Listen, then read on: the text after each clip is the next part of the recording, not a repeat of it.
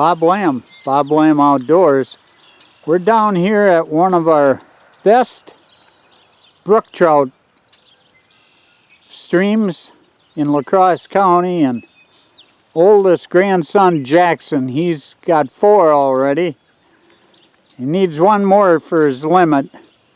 We've thrown a few back that we thought were a little bit too small. Plus, even though there's no size limit on them, you can still take anything you catch here, but only 5.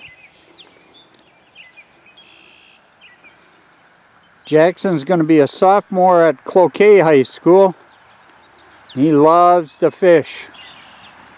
He got 1 dandy. He's got, I'd say, 2 10-inchers and another one close to 11 today.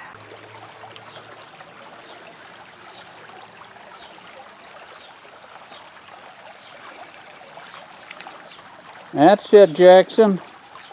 Oh, you got a nice one, Jackson. Beautiful brook trout. Way to go, buddy. Hey, hold that up for the crowd. Get him untangled. Use the nose or the needle nose for him, huh? Yeah. You've caught fish down here before. Yeah. How big is that brook trout?